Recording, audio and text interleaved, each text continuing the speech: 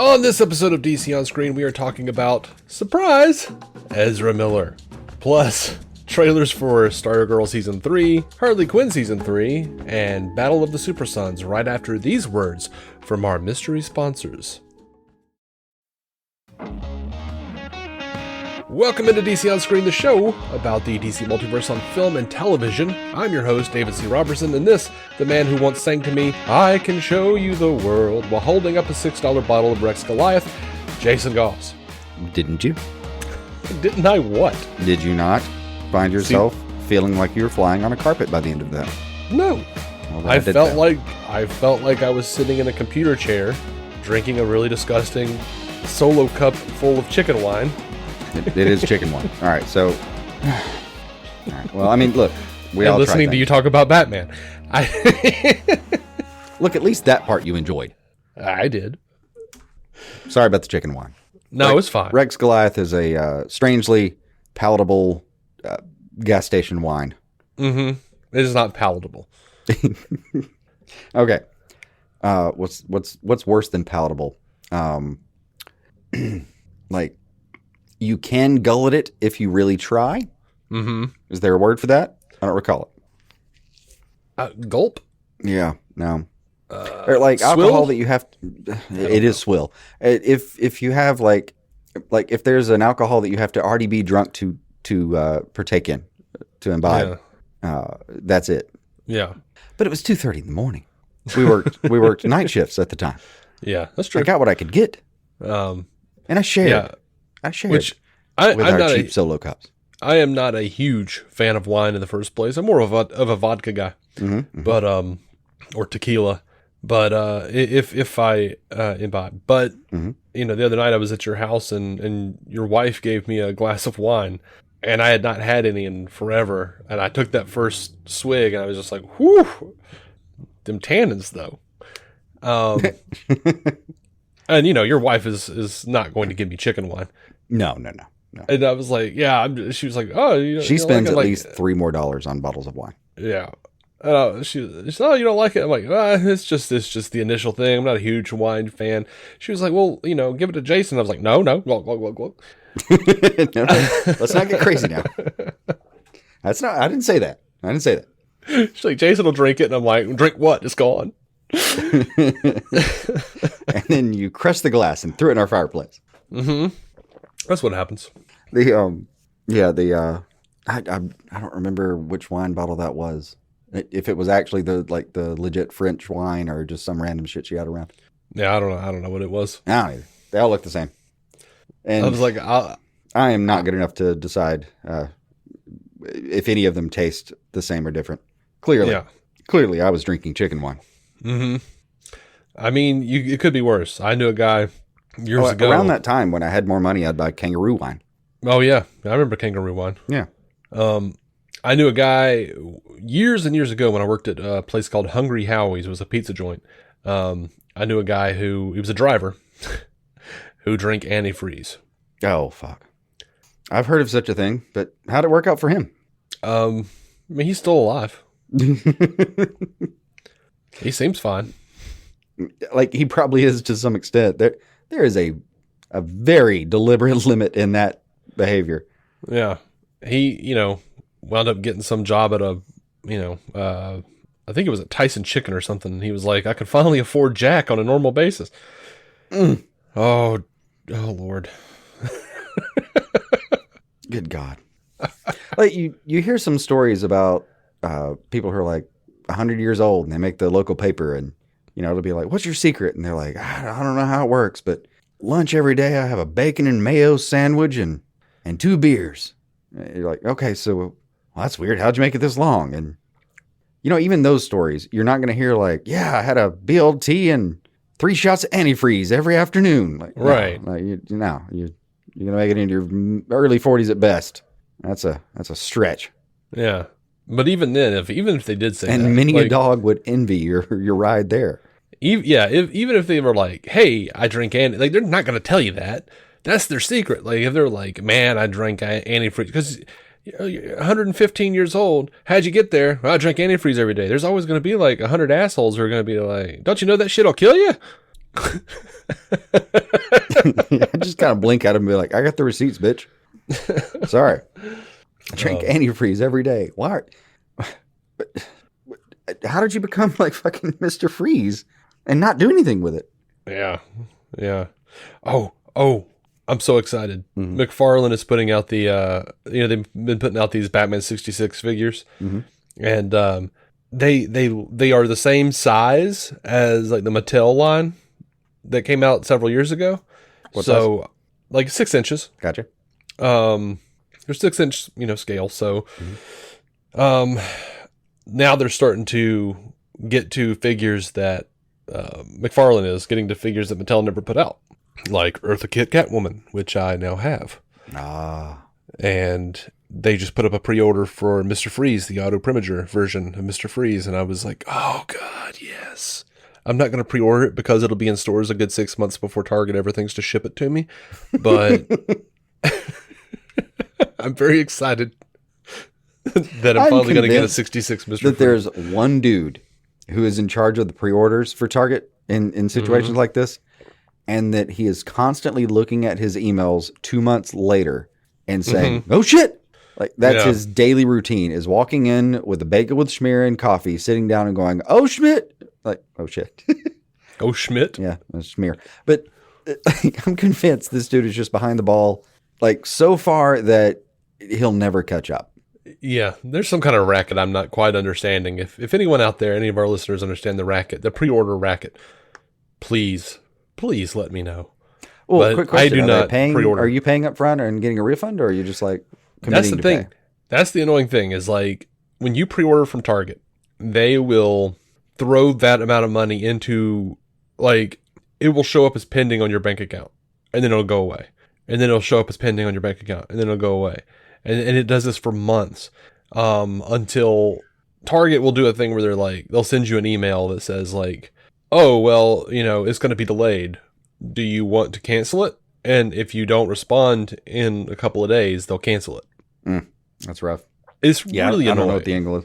I don't know if the money was already in their account and then they're like, oh no, we couldn't make it. I would think it was some like scam where they're just rejiggering the money for interest. But they'll also do a thing where they send you an email that just says, hey, by the way, your pre-order's canceled. Why? We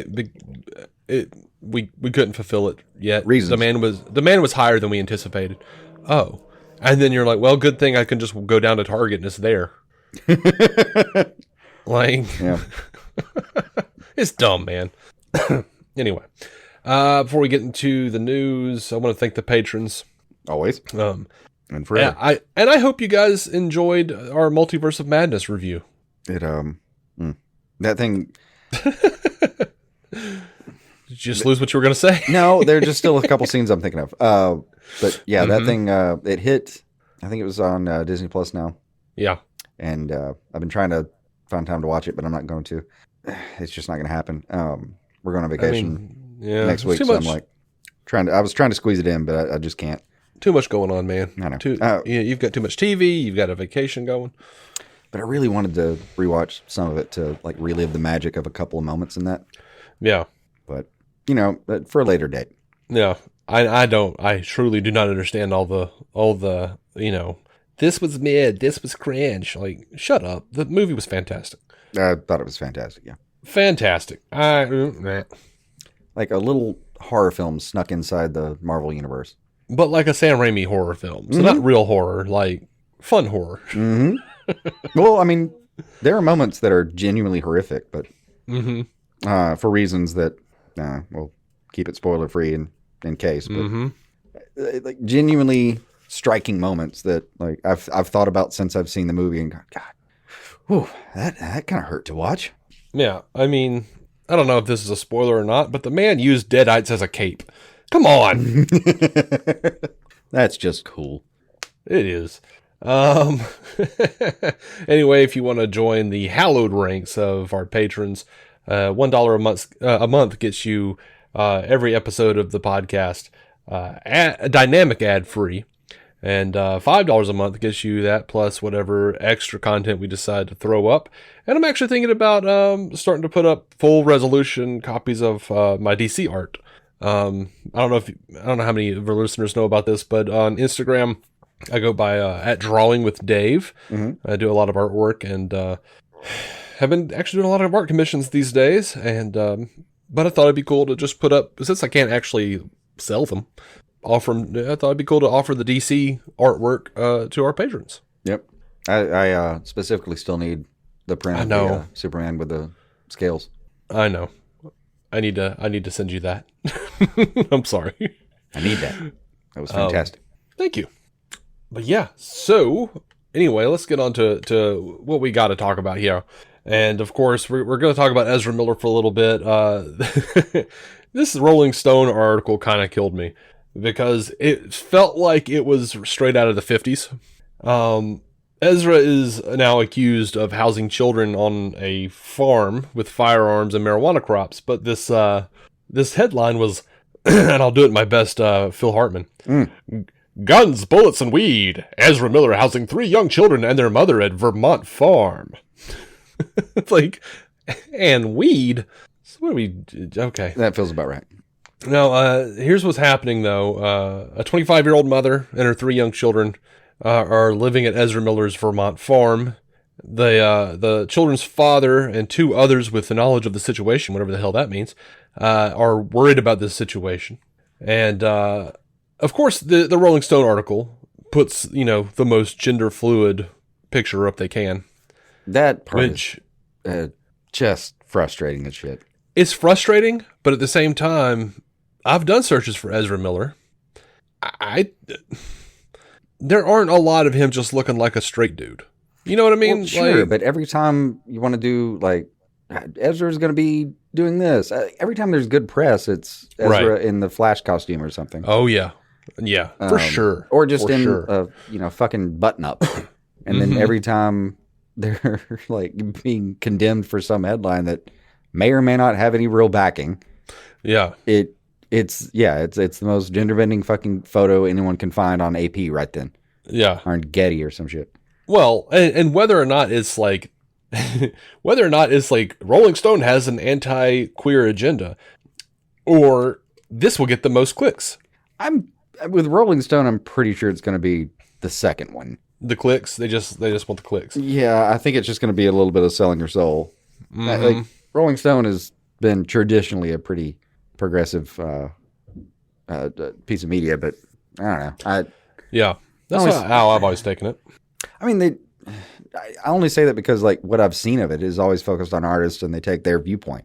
And a lot of artists are generally in that camp. So yeah, I kind of assume they're coming from that point. And Rolling Stone is George Norrie on Coast to Coast. Yeah, whatever the guest is saying, he's all for it. Shadow people, yeah, absolutely. I've seen them too. Yeah. That's about right. Orbs with tiny aliens inside. Yes, absolutely. Seen that. One went up my butt last night. Happened. Can't deny it. Happened. Can't deny it. Kind of liked it. Not sure I'd do it again, but kind of liked it. Oh, how I mourned for Art Bill. No, those were good times. I really did turn that on a lot growing up, and it was glorious radio. Absolutely. Anyway, so these 2 sources with the knowledge of the situation expressed concern to Rolling Stone, saying it was an unsafe environment for the children, saying that there were unattended guns strewn around the room on Miller's around the home, on the 96-acre property. And God, that's a property. One source requested. Did they take over Hunter S. Thompson's fucking property? Dude, I don't know, but there would already be the guns. One source requested anonymity for fear of retribution, and recalled an instance where one of the children from Ezra, apparently, a 95-pound person. Ezra has power. I know. There's plenty there. I'm just parts of this crack me up. That's all I'm saying. Yeah. Said one of the children, a 1-year-old, allegedly picked up a loose bullet and put it in her mouth.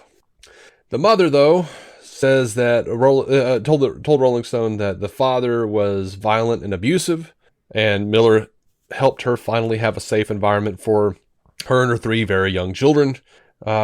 She said, Ezra's home ranch has been a healing haven for us. They may have firearms for self-defense purposes, and they are stored in part of the house that the children never go in, my kids are able to relax more into their healing because of the safety and nurturing Ezra has provided for them. The kids are aged 1 to 5, by the way. And so Rolling Stone, though, pointed out that, like, Miller's got more weed than Vermont allows. And let's see. Well, I mean, even in Vermont, that right is not that fucking much. Like, most states will give you like half a pound at most. Yeah, like in Vermont, you're allowed to have 2 mature plants or 4 immature plants. I've heard that phrasing. That's the way they said it in this article. Whatever that means. Exactly. But let me go back though a little bit. I forget the details. But male female matters. Like if some of the ones are male plants, they'll destroy the female plant's ability to actually create THC. So I think that's the way that works. So yeah, the father, who's apparently abusive according to the mother, says, I got a bad feeling in my stomach. I do want to get my kids. They mean the fucking world to me. Okay, buddy. And this woman has been living with Ezra since they left Hawaii. That's where they met, apparently. I don't know. The mother and the father have been at odds for some time. According to the Hawaii court records, the mother pursued 1 domestic abuse case and 1 paternity case against the father in May of 2021.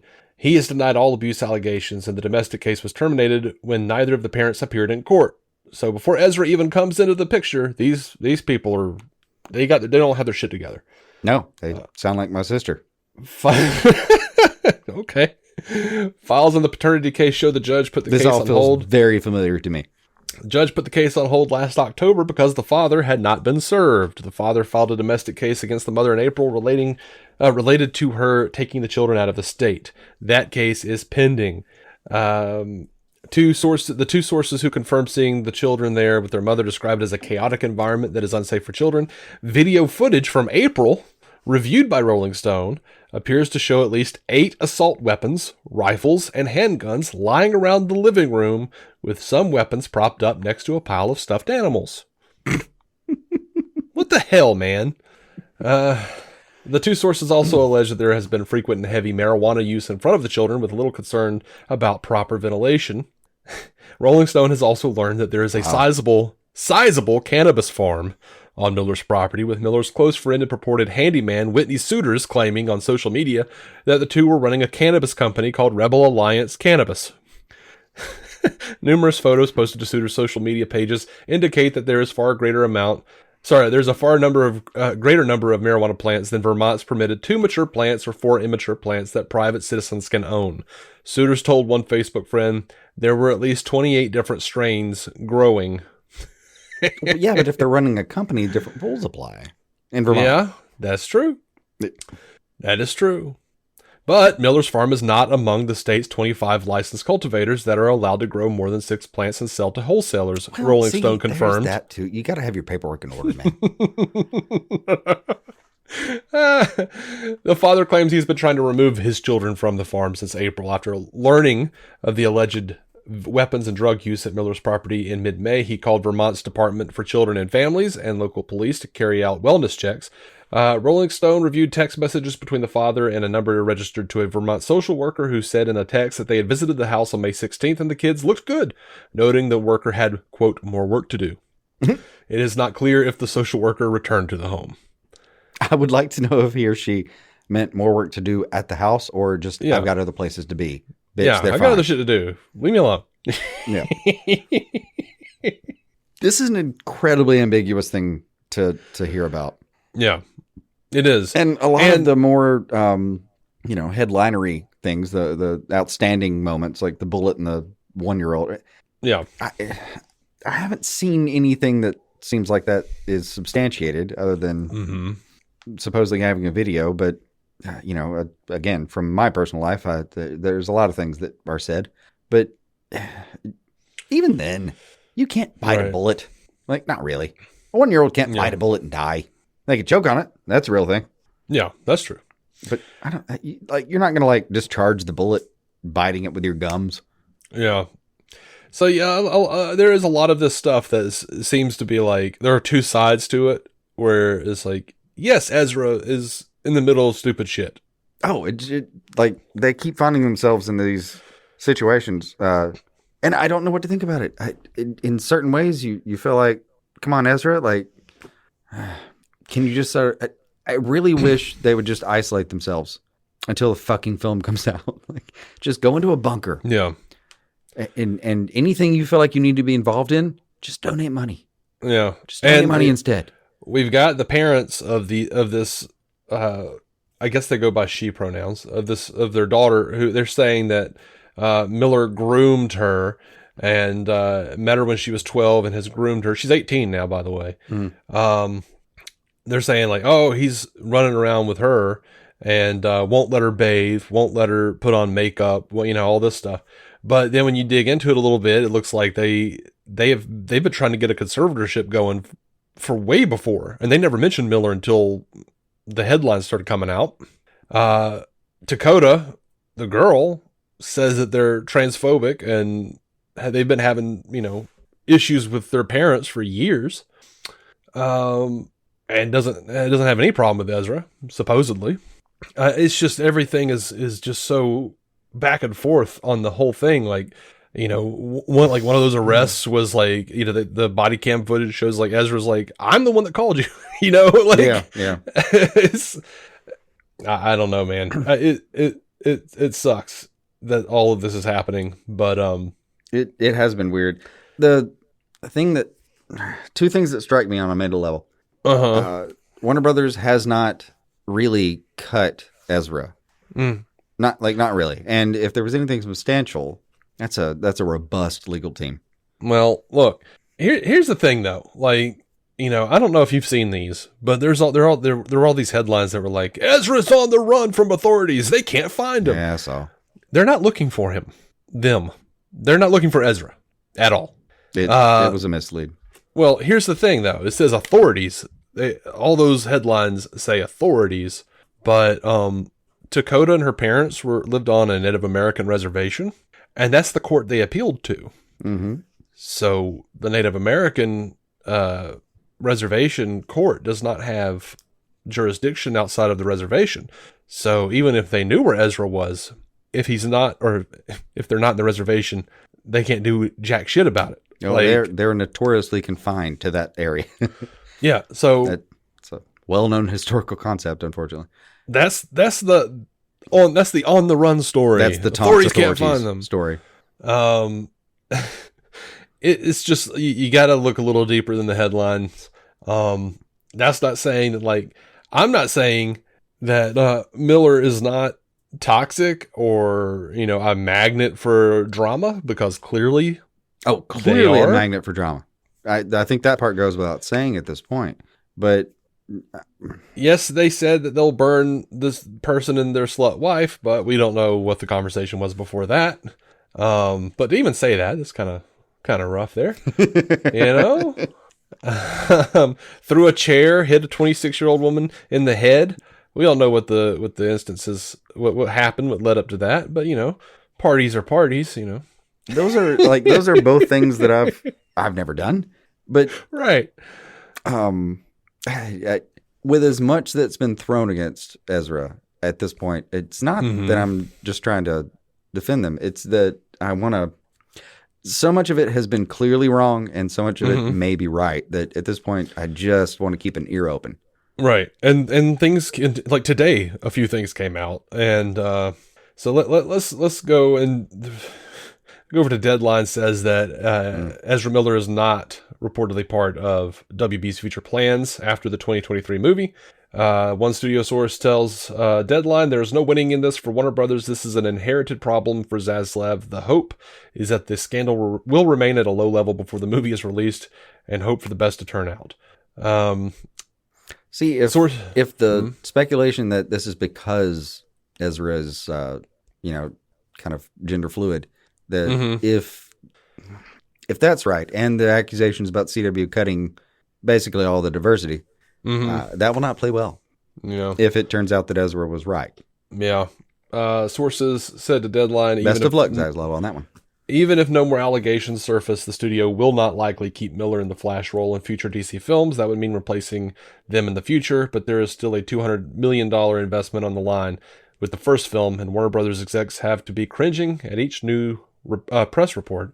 So sounds right. Only $200 million? Yeah. We go to today, though. After all the false starts and all the rolling the budgets in, I thought it'd be more than that. I thought. They probably WB committed. paid Grant Morrison like $250,000 just for his version of the script. Well, Variety's reporting that WB is committed to releasing Ezra Miller's movie, and then more encounters became public. So and here we go. This is via Variety. Yeah. They basically said, "Hey, remember back when COVID-19 was just starting, and a viral video of Miller appearing to choke out a fan at a bar surfaced online?" Yep. In a new report, the victim in that incident has now spoken out publicly for the first time, in addition to an alleged victim from another incident. So the first victim, who remained anonymous, revealed that the encounter began after asking Miller about injuries on their person, with Ezra telling them they were battle scars from a fight. They revealed that after saying this, they told Miller, "Just so you know, I could take you in a fight." And then Ezra said, "You really want to fight?" And this exchange led to the physical altercation seen in the video. Their story was corroborated by multiple other sources, with the trade even speaking to a bartender from the establishment who told them there was always something with Ezra. I think it's just fun and games, and then it wasn't, the victim told the trade. All of a sudden, they're on top of me, choking me, still screaming in my face if I want to fight. My friend who's filming sees they're obviously not joking and is actually serious, so he stops filming and pushes Ezra off of me, and Ezra's still trying to fight me. The guy friends of mine are actually holding Miller back as they're screaming, "This is what you wanted. This is what you wanted." I don't quite remember that video that way. Not quite. Just the part that she was laughing the whole time. But okay. I mean, yeah, but that can be a shock reaction. Maybe it can be, yeah. I mean, it's very definitely like a thing people do in shock. Yeah. I love that it's come full circle to like the first weird video. Yeah. Variety's report goes on to reveal a new encounter that was previously unknown to the public. An alleged victim in Berlin, Germany, spoke with the trade about their own encounter with Miller, one that seemed pleasant at first, before becoming violent and aggressive after they told Miller not to smoke in their home. Their story was corroborated by 5 other sources to the trade as well. That just set them off, the victim, identified only as Nadia, told Variety. "I asked them to leave about 20 times, maybe more. They started insulting me. I'm a transphobic piece of shit. I'm a Nazi. It became so stressful for me. They were going around my house, looking at everything, touching everything, spreading tobacco leaves on the floor. It felt disgusting and very intrusive." Spreading tobacco leaves on the floor? Yeah, because she asked him or them not to smoke. Where the fuck did tobacco leaves come from? Dude, it's Ezra Miller. You can't just smoke tobacco leaves. No, but it's Ezra Miller. Who the hell knows? I mean, I agree. That could be some eccentric shit, but that's weird. And also, this person's from Germany, so maybe they mean like taking like the ground, like the dried up tobacco from a cigarette. Okay. That could be a translation thing. Putting it. Yeah, I mean, I think it's funny that's what hung you up. But yeah, it's the little things where you're like, hold on, what the fuck here? According to Variety, though, the investment that WB put into the Flash movie is simply too much to scrap the project, dump it on HBO Max, or even reshoot Miller's scenes with a new actor. Oh, completely. The trade says that the studio was committed to releasing the movie. So that's our Ezra Miller news. There's just every week, man. Every week there's something else about Ezra popping up. Yeah. And it's like that bartender said. It's always something with Ezra. Yeah. So I'm torn. Like on the one hand, there's so much that I think is being misrepresented that I want to point out, and on the other hand, it's there's a lot of stuff going on here. Yeah, it's one of those things where like, yes, there's a lot of stuff that that is definitely being misrepresented. When you dig into these stories, that gives you a little more like, oh, okay, like context. At the same time, there's a lot of smoke here, y'all. There's that. Ezra is not innocent in all of this. Like, and by the way, nothing to my knowledge has ever come out. Remember that ex who came out and said that Ezra was a terrible person that tried to destroy them or whatever. That's never been refuted by anybody. To my knowledge, I haven't seen it, and I've looked. So, like, I don't know, maybe some people jumping on a bandwagon, but hoping to get, a little fame off of it, but not people who are claiming anonymity, I think Ezra's got some issues, and I hope Ezra gets help, and I hope Ezra stops being the Flash. Yeah, probably all those things. Because, selfishly, well, I mean, if this is a DC show. I don't want to stop talking about this. I know.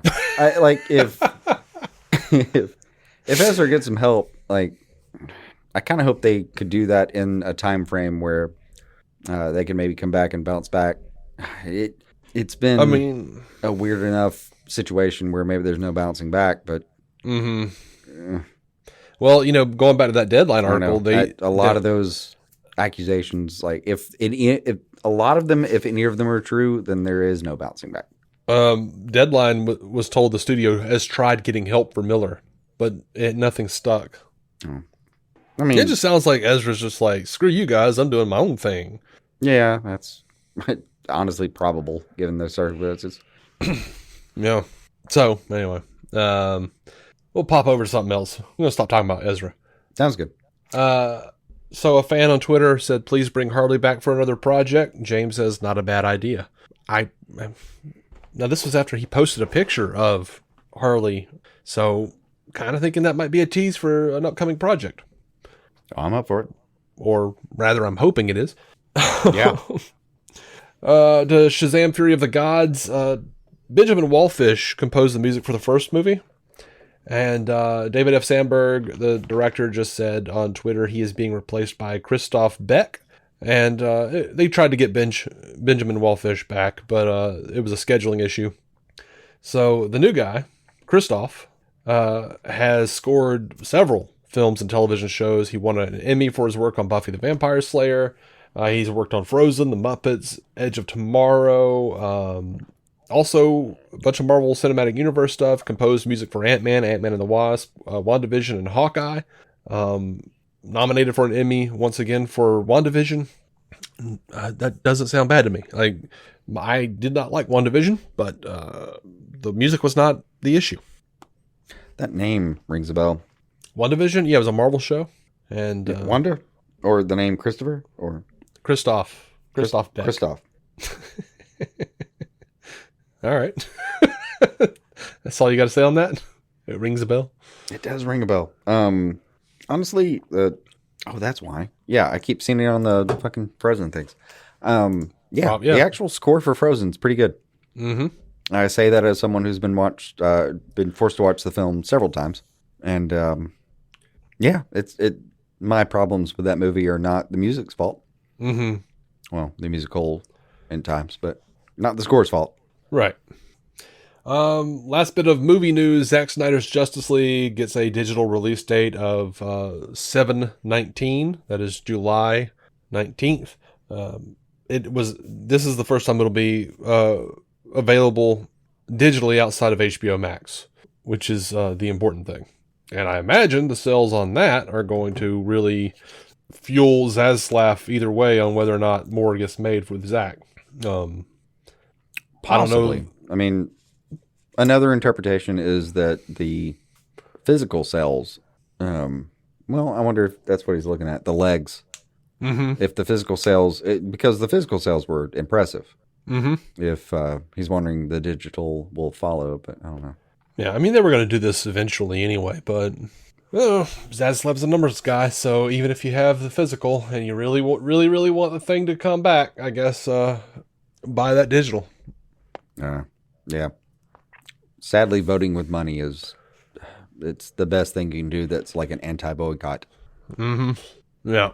Even more powerful, I dare say, than hashtagging every son of a bitchin' post they put up. It's definitely better than a hashtag. I mean, don't get me wrong. Zaslav does not care about your hashtag. Zaslav likes money. Yeah. Don't get me wrong. Like a good enough trending hashtag will do some damage here, but man, money really does count. Mm-hmm. So we're going to head to a break, and when we come back, we're going to talk about Stargirl's trailer and some Flash news and some Harley Quinn season 3 trailer news and a couple other things. So don't be square, stick around. Oh, sir. That was that was such a dad joke that a stork should have just arrived at your window. Hold on, I'm going to go run and tell Bethany don't answer the door. Or any window. It may sound like a hurricane trying to get in. Right. Like, imagine, Wizard of Oz.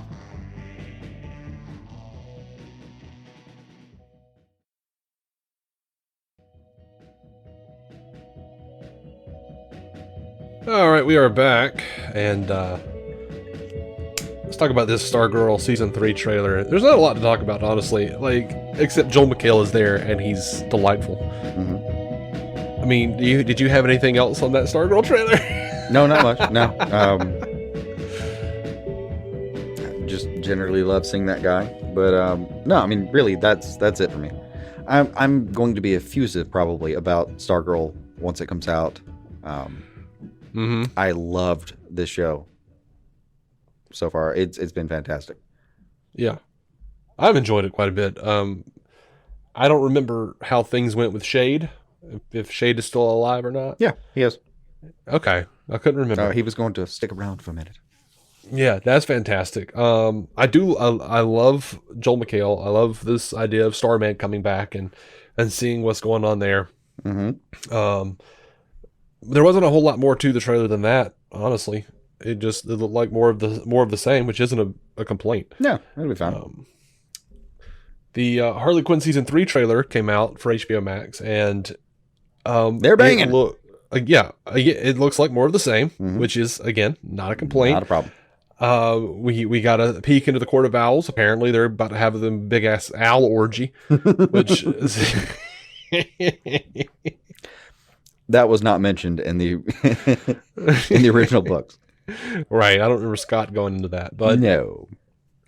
Yeah, so that's fun and funny, and of course my favorite bit is James Gunn is actually playing himself in Harley Quinn season 3, and that may have been what he was alluding to on Twitter when he posted that picture, but he, according to the promo, sits on a Clayface butt plug. Yes.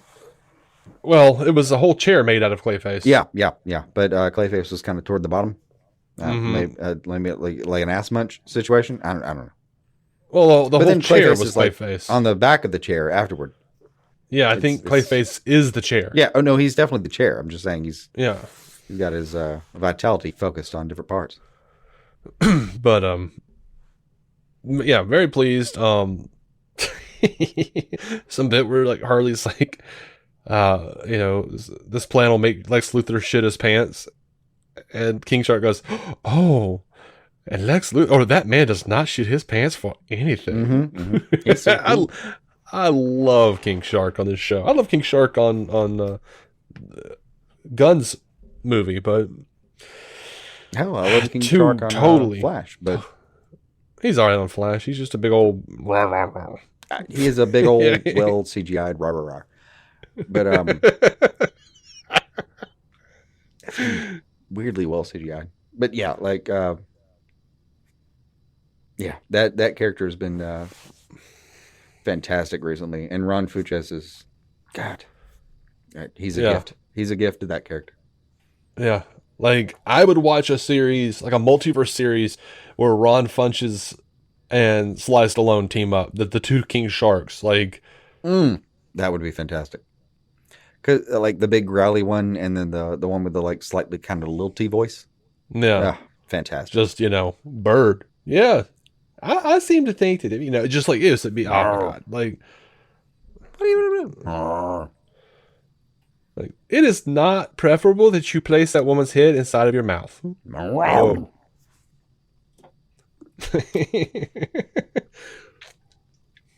All right. Yep. According to TV Line, Candice Patton has signed on for season 9 of The Flash, and we weren't sure that she was going to. She seemed to kind of be waffling on it, and she's actually come out and said certain things about how they don't really treat her right and shit on the show. So I'm a little surprised that she's coming back, but here she is, and It's a long tradition for Warner Brothers to not treat the people in Vancouver with any posterity yeah, or humanity yep. whatsoever. So, God willing, this will be the last season of The Flash. I don't hope it'll end because I hate the show. I hope it'll end because I want it to end with some grace. Oh, you're about 4 or 5 years past that point. I know. I want it to end because it's bad. I know. Like, I miss it being good. I miss it being my favorite thing to watch every week. Like, and now it's just, Yeah. hell. Anyway. So, you know how Jensen Ackles was Batman in The Long Halloween? Mm-hmm. Well, he says he was just on Seth Meyers, and he says, I just spent about 3.5 hours in the studio yesterday doing Batman. Sweet. That was a big deal. I don't want to drop the ball.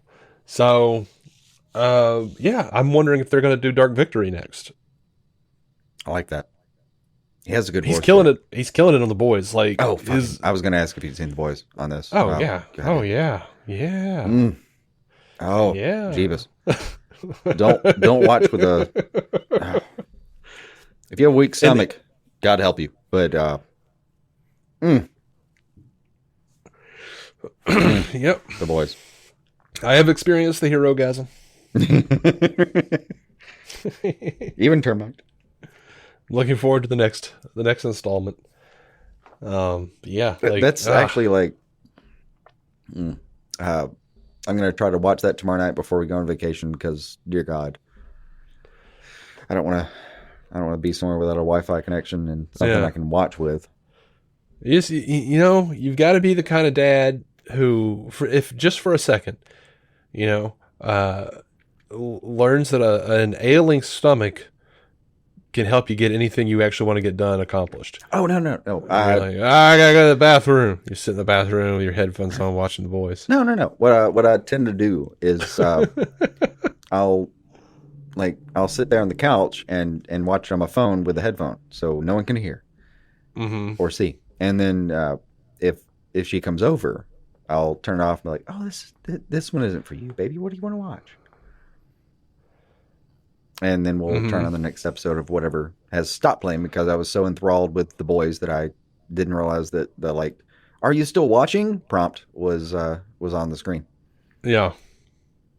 Yes. That's fair. Yes. I'm an absentee dad sometimes. Especially when I'm watching something as ridiculous as The Boys. Yeah. So this they put out a trailer for this animated feature, Batman and Superman Battle of the Super Sons. I think the story looks cool. I like how the animation actually looks like a 3D version of what's the guy's name? Is it Jorge Jimenez? Is that how you say it? Jorge Jimenez? Or is that how you say it? I don't know. I think it's supposed to be Jorge Jimenez. Yeah, I'm awful. But he's, awesome. Yes. The thing about it, though, is the animation, because of the weird CGI nature of it, looks super stilted. Yeah. So that's not like one of my things. I'm like, that looks, it looks good and bad at the same time. But I'll definitely watch it. I mean, I like the Super Sons. I think it's a budget thing for it to look the way it does. Oh, yeah. But a really cool take about how to try to do it. Mm-hmm. If that makes sense. Yeah. Because it looks cool in action. But I see what you're saying. Like it's gonna be a little stilted and still framed. Yeah. It looks like Reboot. Yeah, a little. But we should not be looking like cool. A CGI show from the 90s. Yeah. It's gonna be like Sliders. Great. Yeah. So I'll check that out. I don't know. The story seems nice. I'm probably gonna get. I don't know. I was very excited about the story. I would like to see Damian and John take on the Justice League. That sounds fantastic. Mm-hmm. Yeah.